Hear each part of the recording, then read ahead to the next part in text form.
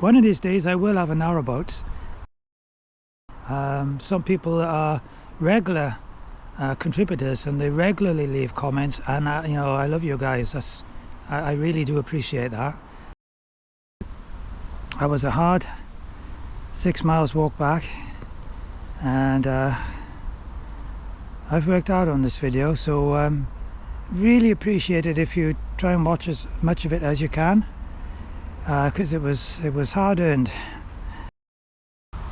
And so I find myself at Ledbury once again.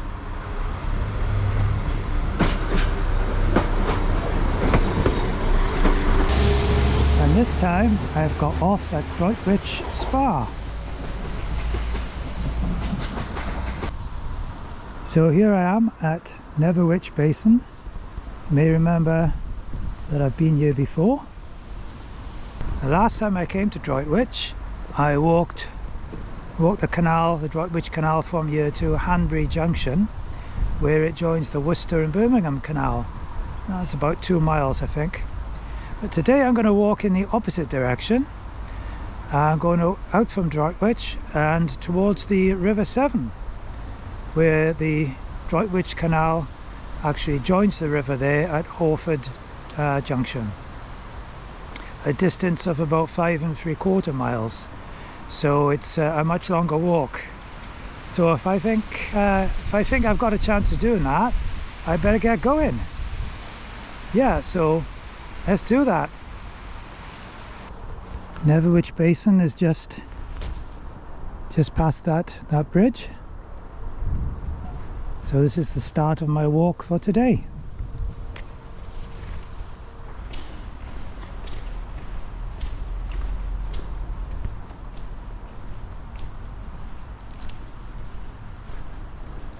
That's an impressive piece of brickwork, isn't it? Look how the bricks are going up at an angle.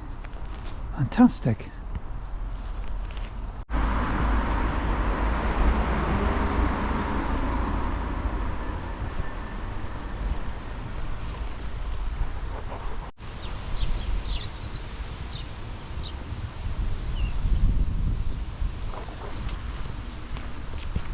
Towpath is in pretty good condition so far.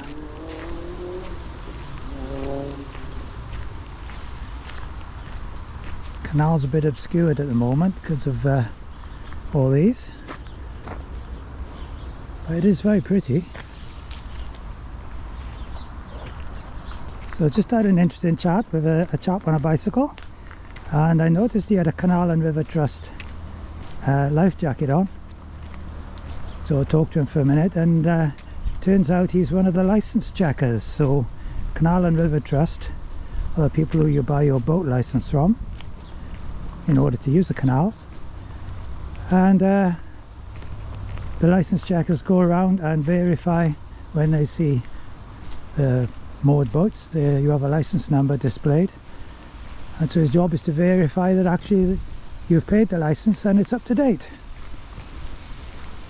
Yeah, so they do check. Ooh, nasty puddles. Very nasty puddles. Good thing I'm not on a bike.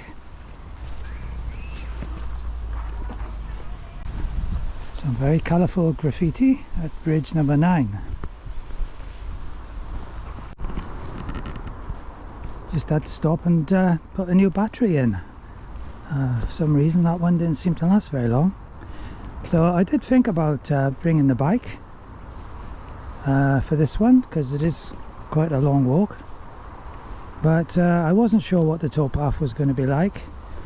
And looking at this, I wouldn't have enjoyed that. It doesn't mean too bad other than that so far. The trouble with all this stuff, of course, lovely as it is one thing, it sort of encroaches into the canal and makes it less wide. But the other thing is, if there are any boats coming up or going down, I won't be able to see them. And that's not so good. Just like on the Worcester and Birmingham, there's this sort of like dual track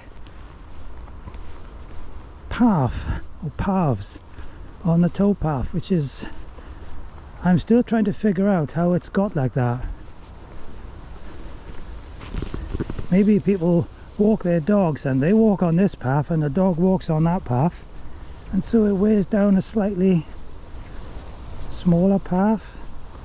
Well, that's one possibility.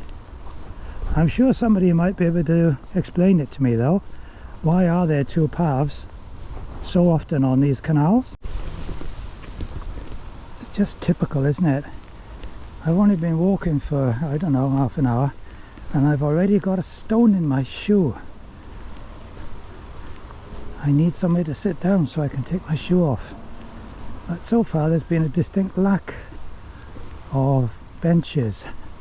I'm not sure though, there might be one up ahead, so I'll take advantage of that. By the looks of it, this was a swing bridge. Well, it is a swing bridge, but it's definitely not used anymore. That is for sure. Right, I better get a move on because there's quite a way to go yet. Cyclists dismount for some reason. I wonder what that's about. It's a bit slopey.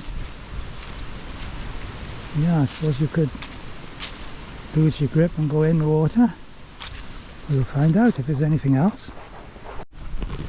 This is bridge number 7. And once again, just look at that brickwork. Obviously it's had some repair work done there, but that does look like the original bricks there.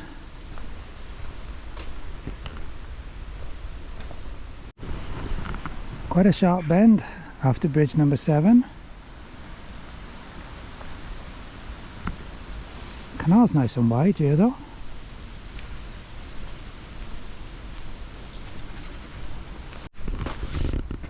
What you never see, or at least I don't think I have, is a sign that says, cyclists, you can get back on your bike again.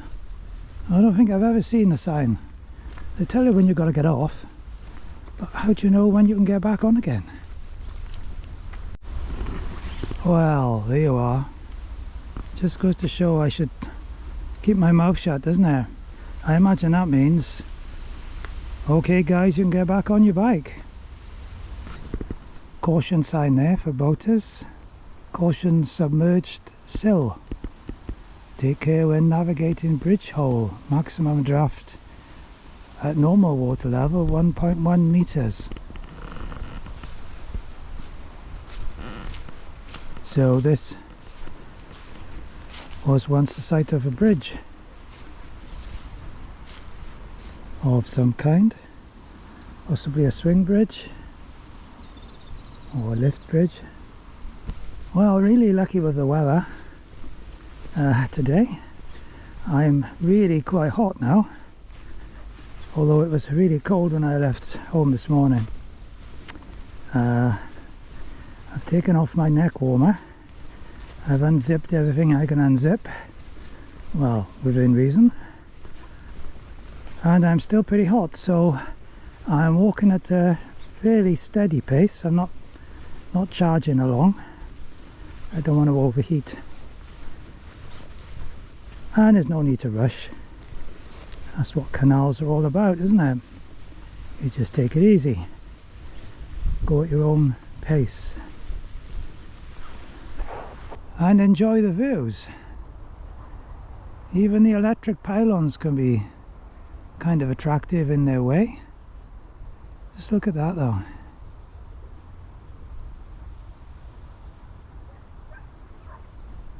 Sadly, if you were on a boat, you'd find it difficult to enjoy that view. So here we are at Ladywood Top Lock. There's a flight of locks, Ladywood Flight, This is the topmost, and it's pretty wide. Certainly not a narrow lock. About 6 foot deep, I think.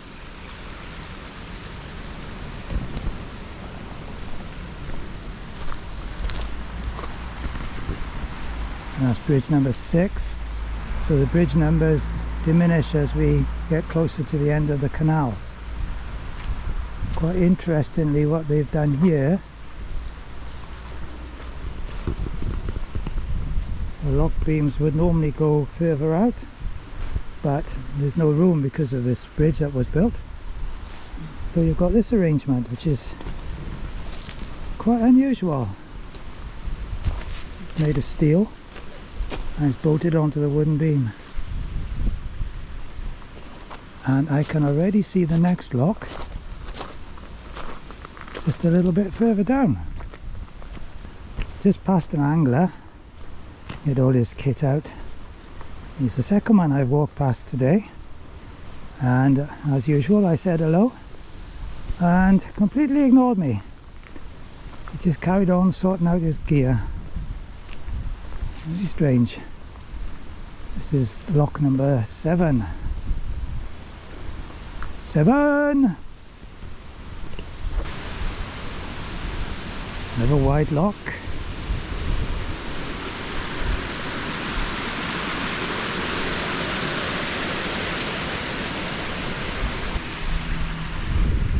Dinky little bridge here. Comes in handy if you're single-handed, I'm sure. Much easier and safer way to cross the canal. Now coming up on lock number 6. Bit disappointed I haven't seen any narrowboats today. Still time, I suppose. I haven't seen any swans either. That would be nice.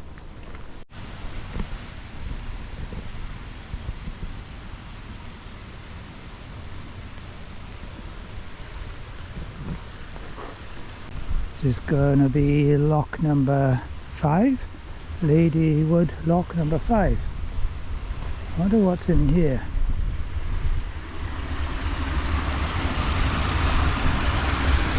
Oh, it's a runoff. So it draws excess water from the canal, and the water then bypasses the lock and replenishes the canal further on. So just after lock 5 there are not one but 2 benches. You go for ages and ages and you can't find a bench, and suddenly you get 2 of them. And then another one almost straight after, and so we come to lock number 4.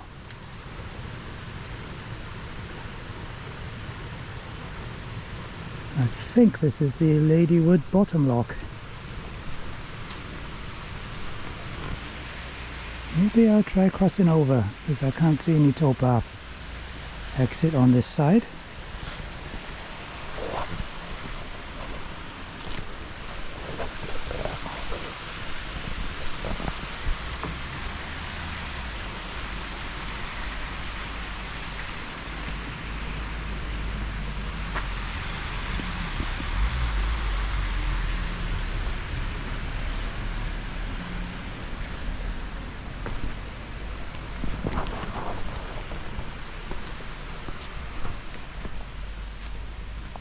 There we are, that's as clear as mud.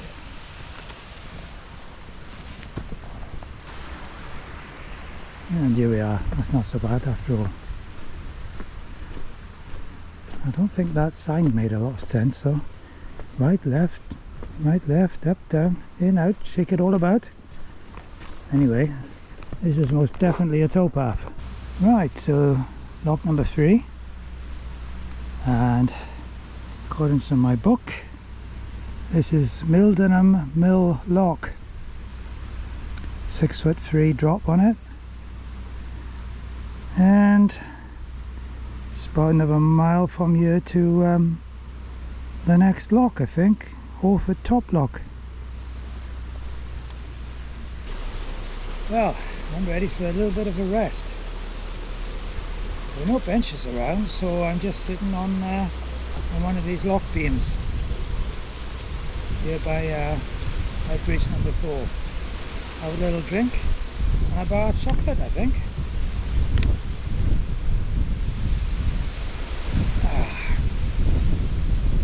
I needed that.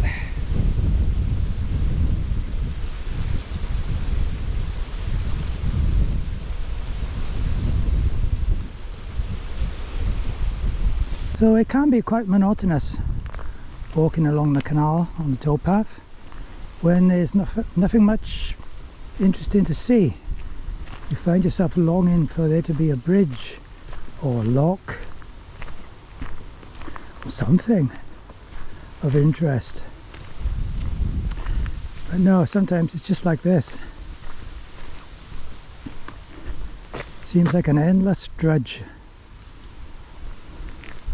It can be like that on the boat as well, if you're on a long straight on a canal, sometimes maybe a mile long, and there's just nothing to see other than the side of the canal. Anyway, there it is. That's the life, eh? I'd much sooner be stood at the back of a canal boat going along a monotonous section than walking on the towpath. I've got to say that. I love the way the water reflects underneath these bridges. It's beautiful.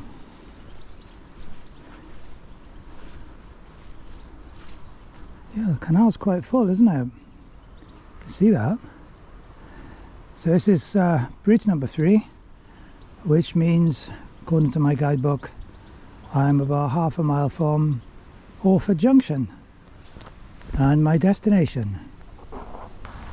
Oh, the canal's really nice and wide here as it comes in towards Hawford. Fabulous. This is bridge number 2, which is Hawford Bridge. Hawford or Hawford, I'm not sure how it's pronounced locally. It's quite a long one, isn't it?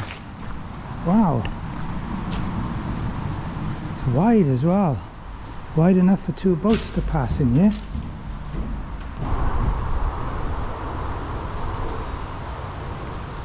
Oh, here we are at Hawford Top Lock. I think I misread the book. There's actually another lock after this one, which is rather surprisingly or unsurprisingly called Hawford Bottom Lock, and I think that's where I will end my walk for today. There we are. It's that light is flashing, so they're suggesting it's okay to proceed, but only with caution.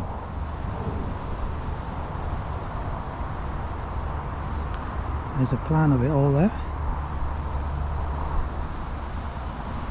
So this is lock number 2 on the Droitwich Barge Canal. Interesting information about Hawford and the Droitwich canals. Some of the restoration work has been done. I am now there, and I'm going to walk down to there to the bottom lock and meet the River Severn.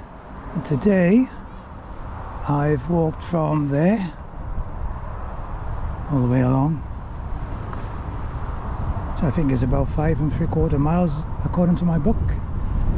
And in a previous video I've walked from there to there. So yeah, I really like this canal. I really do. So footpath has kind of left the canal momentarily and is bringing me along here. And finally, this is lock number 1, Hawford Bottom Lock.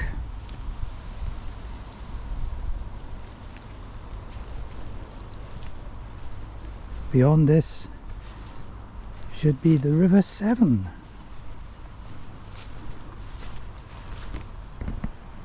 And very impressive it is too.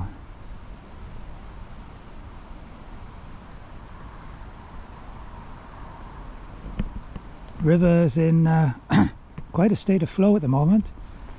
Worcester is further down that way.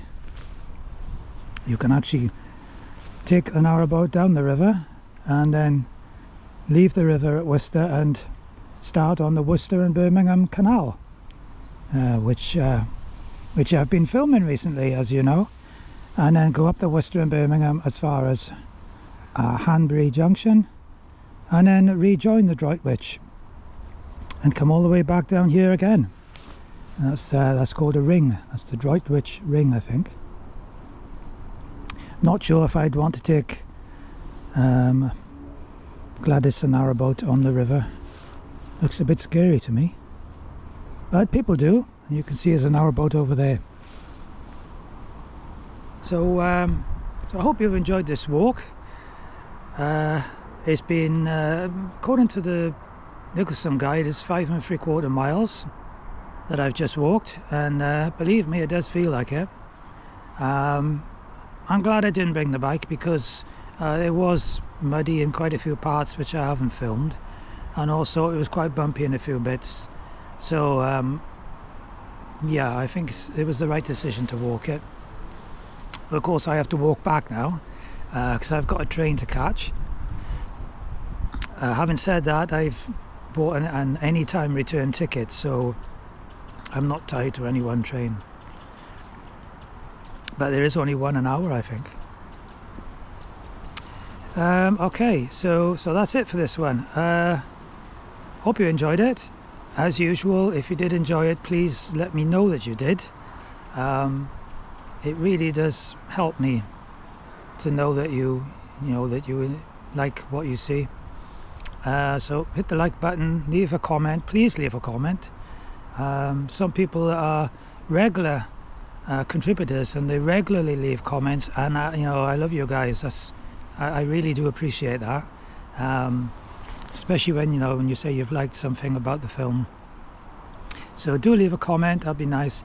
And if you're not subscribed already, then please do think about it. I do need more subscribers, and that'd be really nice.